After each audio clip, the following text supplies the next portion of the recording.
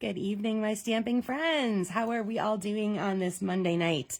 Just a few minutes ago here where I am, it started raining, so I'm not sure how that's how long that'll be around, but we've had some nice sunny days, which is nice as we head in towards summer.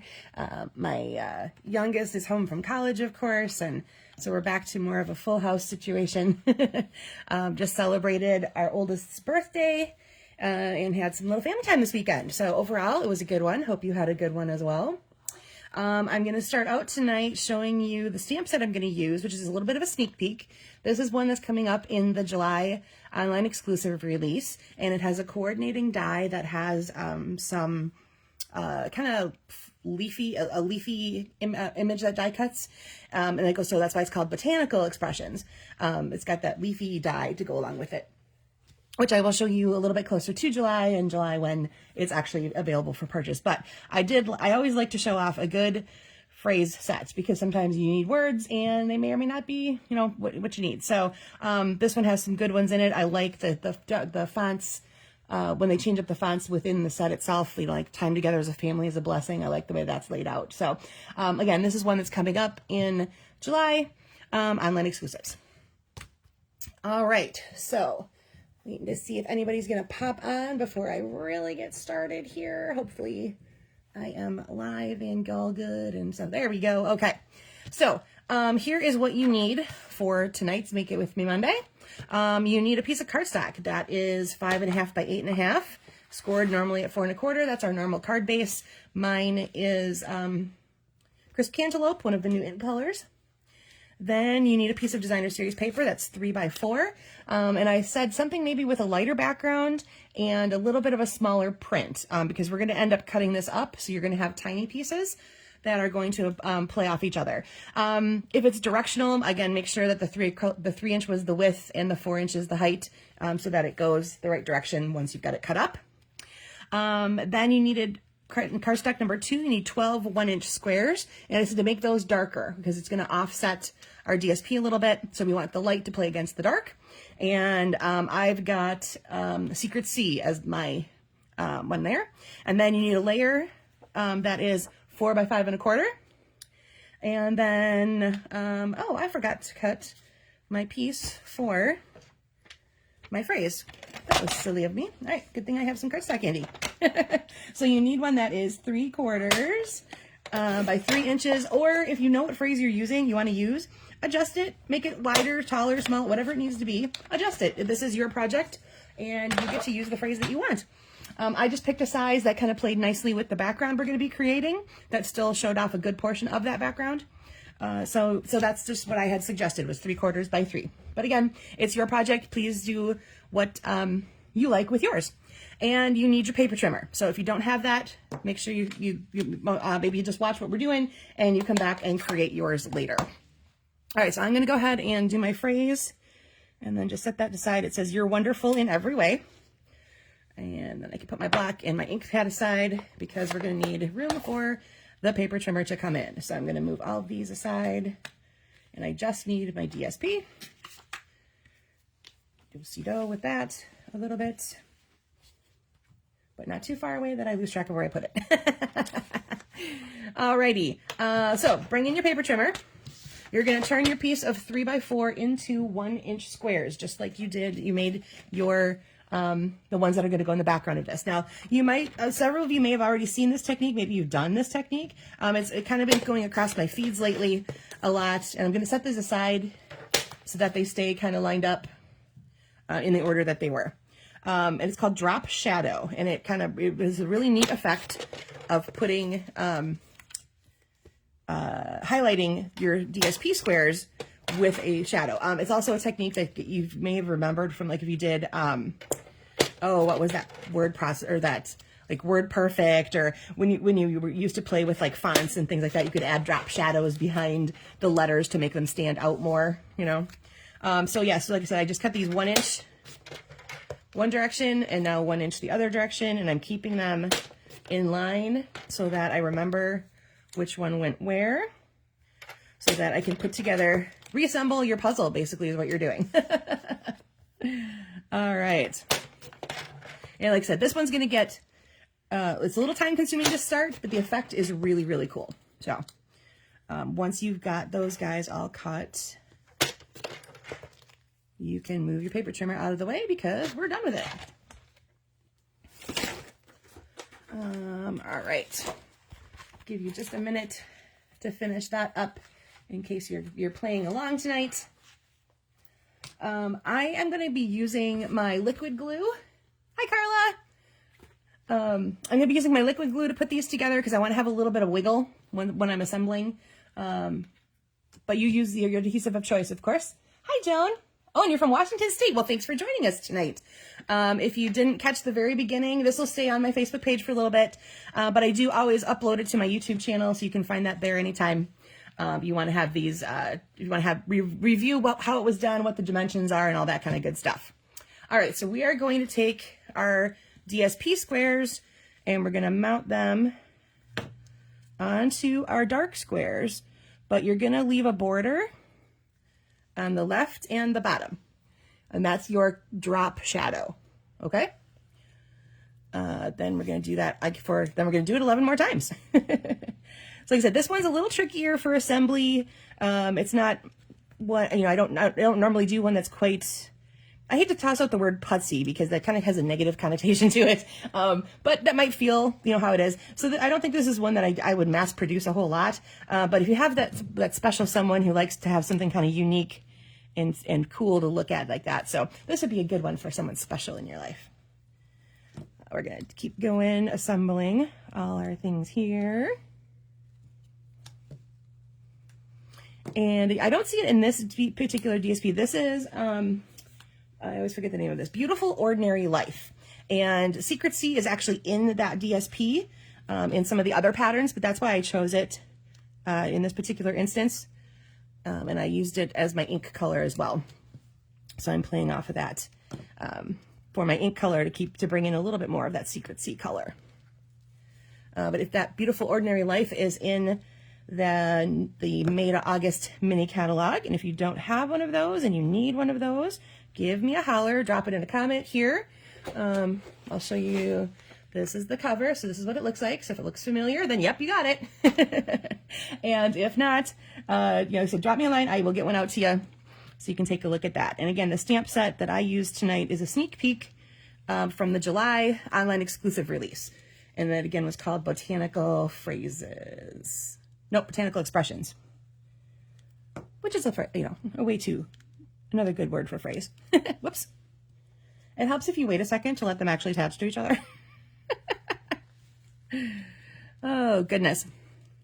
So, and if you're a long-time watcher, you know that inevitably there's almost always something that I have left somewhere else in my studio and forgotten to bring. So, of course, tonight that was my label cutter, or my piece for my phrase, but I realized just about a few minutes before I went live that my paper trimmer was not in my studio, it was somewhere else.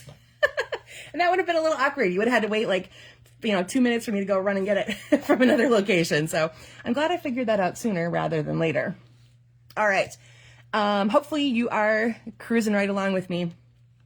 And if you need me to slow down a little bit, holler out there. I tend to kind of talk fast when I'm doing these.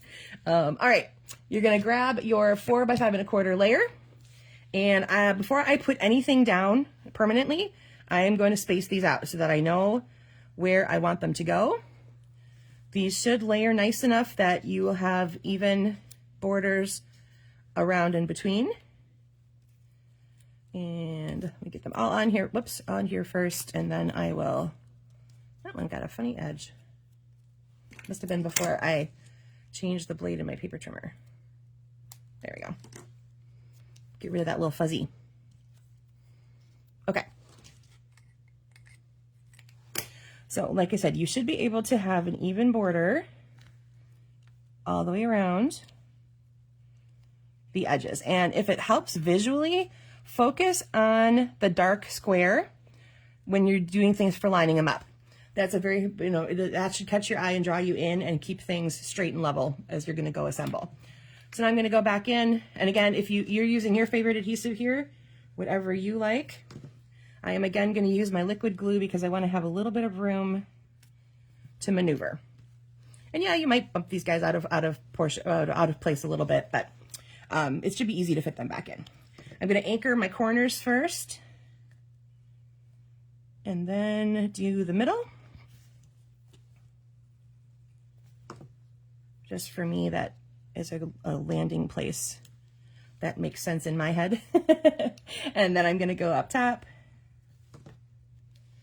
and do the same thing. My 2 corners, and then split the difference in the middle.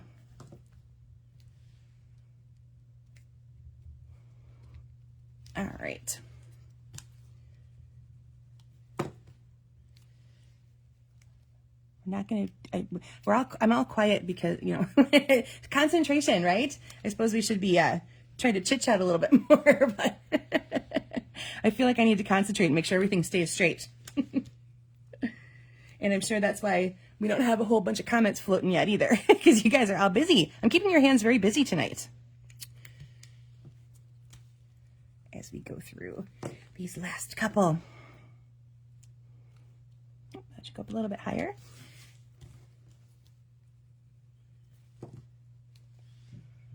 All right.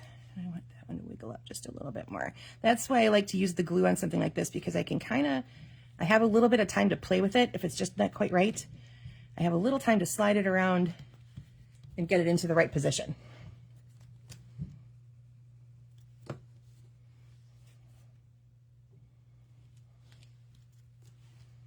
All right, getting my last square done.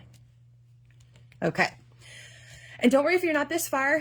If you haven't watched me before, after I'm done with this, I'm going to show you some more samples that are similar. And so you'll have time to keep going in assembly while you're still watching some other samples and stuff that I'm sharing. So don't panic if you're not quite that far. You'll catch up. All right. So then you want to burnish your card base with your bone folder. And you can decide at this point if you would want to have any of this popped up for any reason. Grab your dimensionals and do that. I always demonstrate everything perfectly flat. And then you can decide later, you know, as you decide as you go, if there's anything that you want to embellish a little bit more with some dimension by adding dimensionals behind it. Oop, you know what? I'm going to add a little glue in that corner that I just popped up by mistake. Okay. Oh, and it looks like maybe this one could use some. There we go. Hold that down for a second. Okay, there we go. Now, when you have your phrase ready, you can decide where you want this to go. Do you want it to be front and center, making the statement? Do you want it to be off to a side or off to a side? It could be off to a side, any of these levels, wherever you want it to be.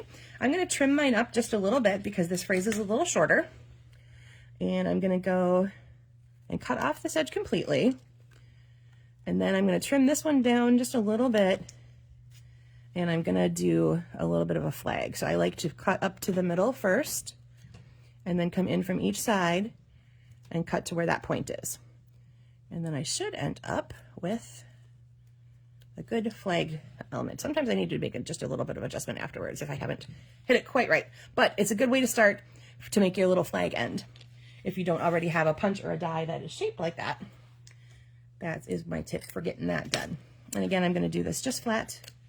And I think I'm going to put it here.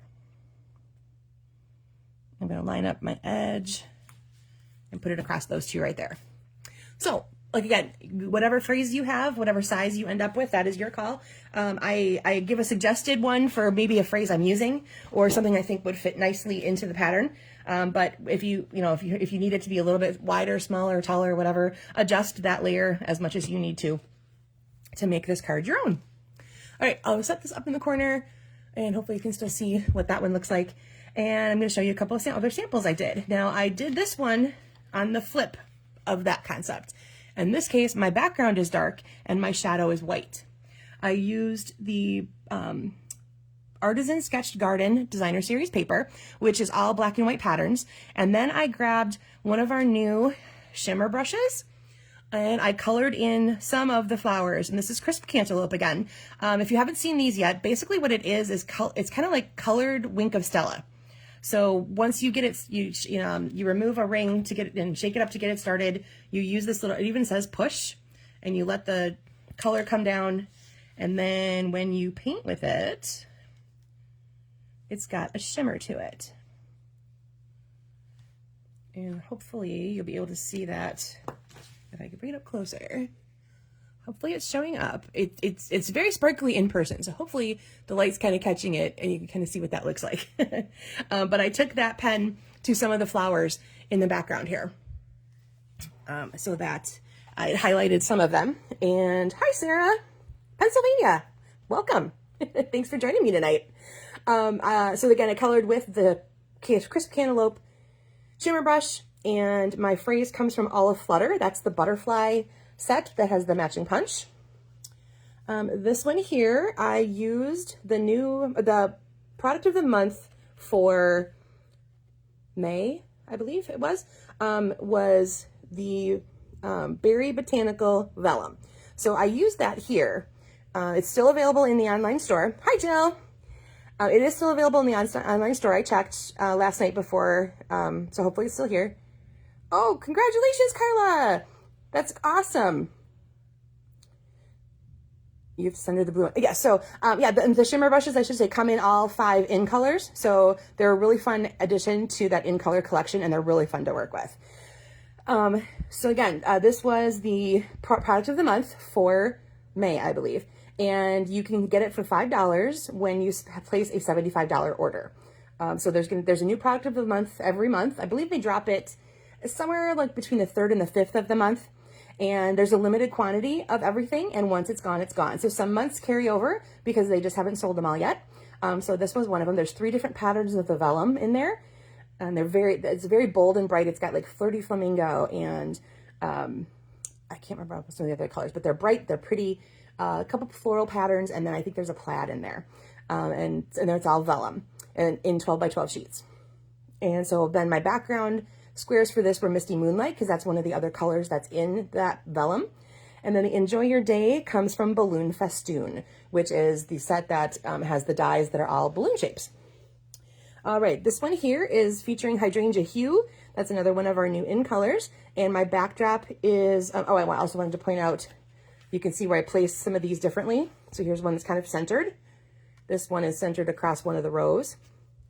And then this one here, I dropped it down a little bit and I added a border behind it. I just wanted to make it pop a little bit more. Since this was very white, a very little, very small pattern, but sparse, I wanted to make sure that it stood out and didn't have quite so much white in there. So my background color here is Night of Navy, and my phrase comes from Sending Salutations.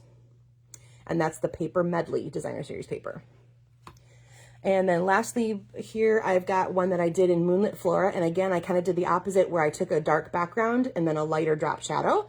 So this uses Mossy Meadow and Golden Glow, one of the new in colors. And then that phrase comes from Fern and Flora, which is the collection that DSP is from. It's called Moonlit Flora. All right, so, and then again, you can see I moved my phrase over to this side. All right, then I just want to show you another version. So here's the version we did together tonight. And then here's what I call kind of my stepped up version. Instead of having just one pattern of Designer Series paper, I decided to break it up into several different ones. So these are some of the other patterns that are in that Beautiful Ordinary Life Designer Series paper. And you can see that's where the Secret C kind of comes in. So it's in that part right there. And I have the same phrase, but I just put it on the other side.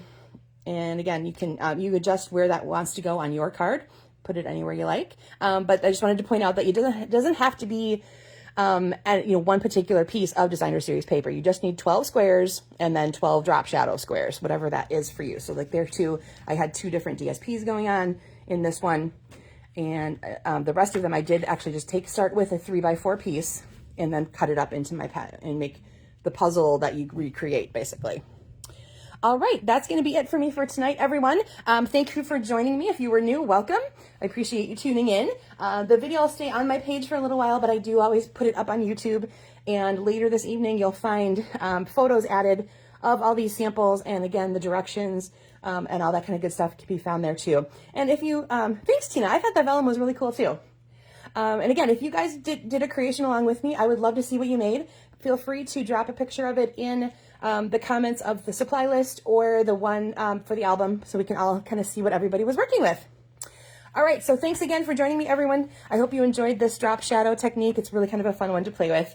Again, depending on if you're doing the dark versus the light, it was just a very different way to kind of to change that up by doing the dark background with the lighter colors to be as the drop shadows.